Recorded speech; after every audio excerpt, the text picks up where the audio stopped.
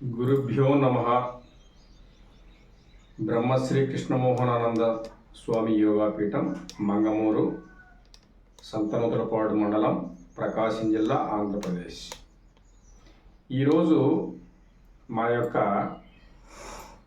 పంచాంగ శ్రవణంలో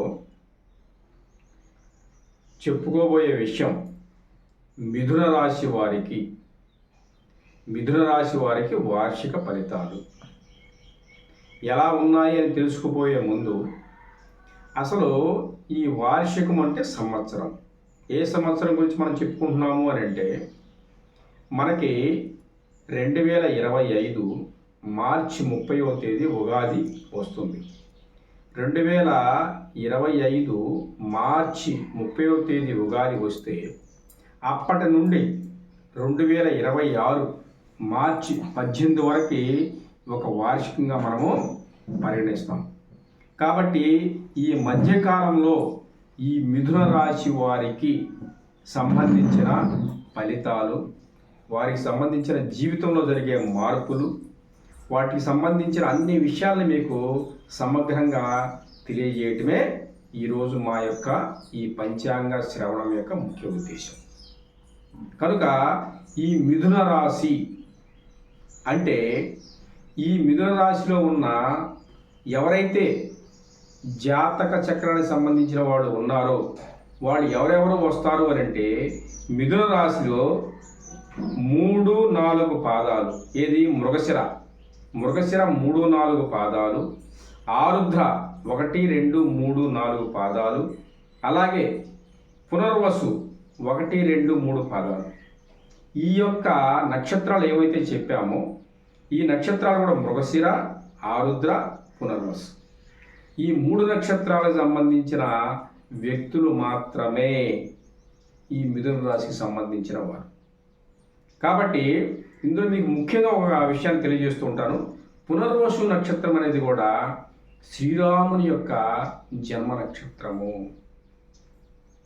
ఈ పునర్వసు నక్షత్రంలో శ్రీరాముడు పుట్టినందువల్లనే ఆయనకి రేపు రాబోయే శ్రీరామనవమి రోజు వివాహం కూడా జరిపిస్తూ ఉంటారు. అంటే జన్మ నక్షత్రం రోజే వివాహం జరిపిస్తూ ఉంటారు.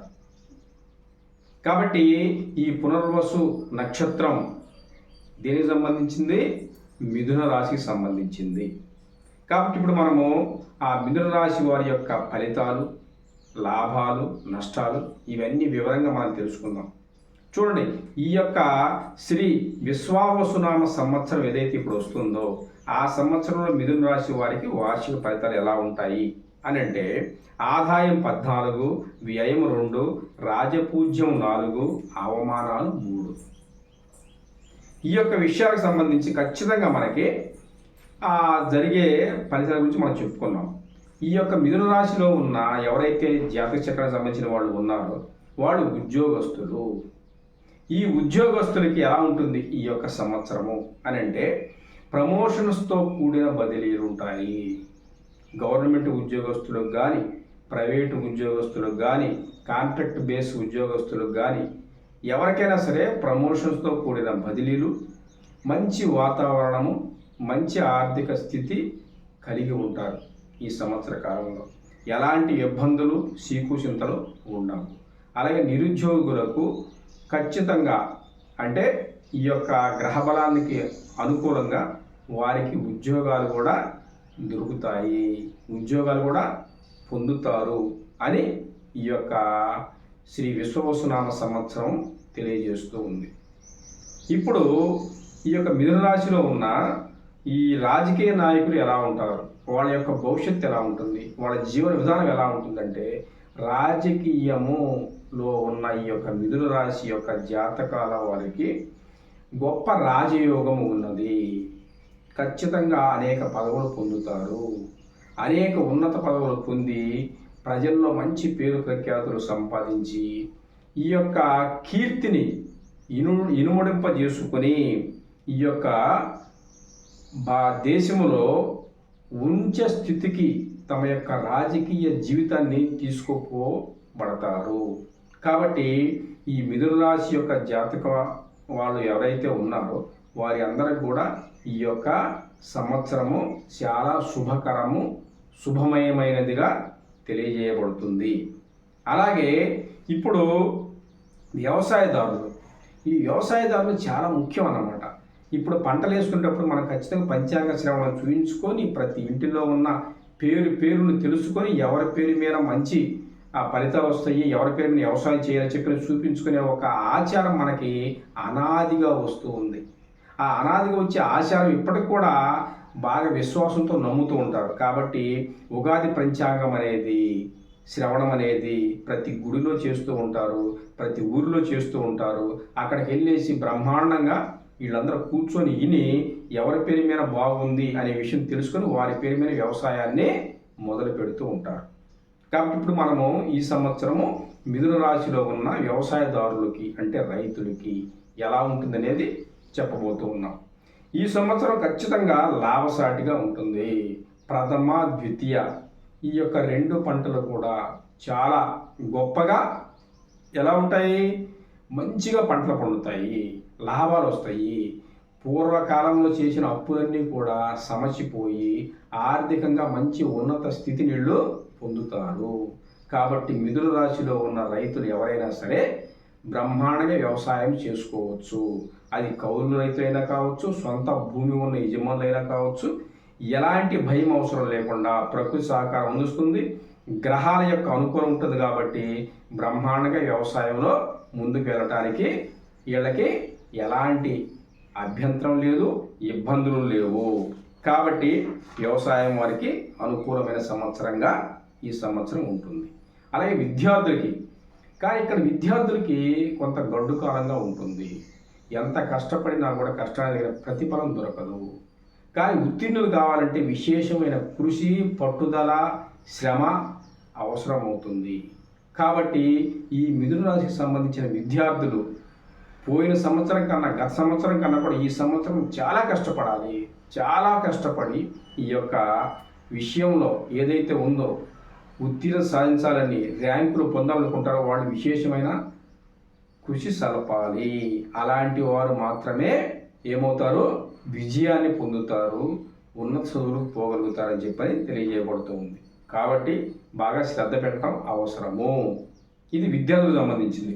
ఇప్పుడు కళాకారులు కూడా ఇది యోగకాలం కాదు.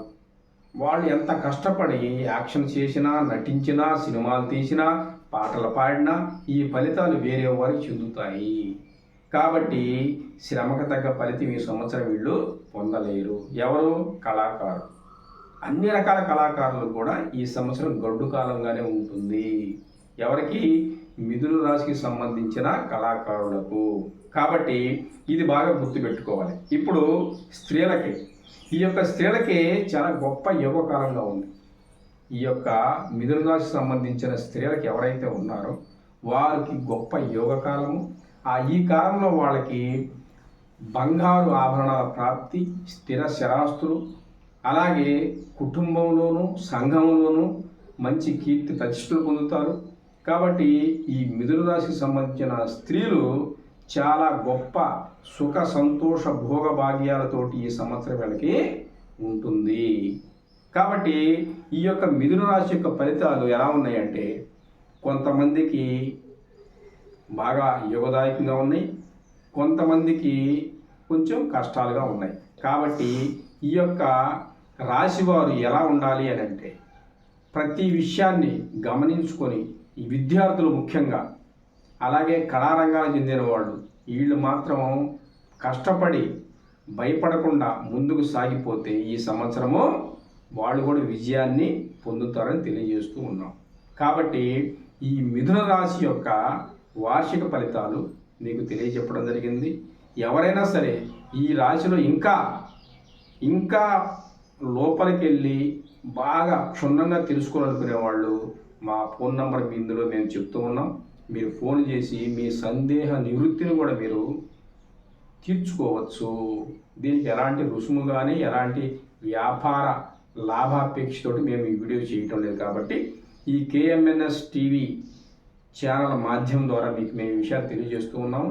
ఎవరికైనా ఈ యొక్క విషయాలు నచ్చితే, మనసుకు మంచిగా అనిపిస్తే ఒక లైక్ చేయండి. అలాగే ఇంకా ఈ జ్ఞానానికి సంబంధించి అనేక వీడియోలు చేయడానికి మీరు కూడా సహకారం అందించగలని మేము కోరుకుంటూ ఉన్నాం. కాబట్టి ఎవరైనా సరే ప్రాచీన ఏదైతే వాజ్మయం ఉందో, సాహిత్యం ఉందో, శాస్త్రాలు ఉన్నాయో, ఇవన్నీ కూడా మానవాళికి మంచిని సమకూర్చటం కోసమే ఇవన్నీ కూడా వ్రాయబడ్డాయి, చెప్పబడ్డాయి.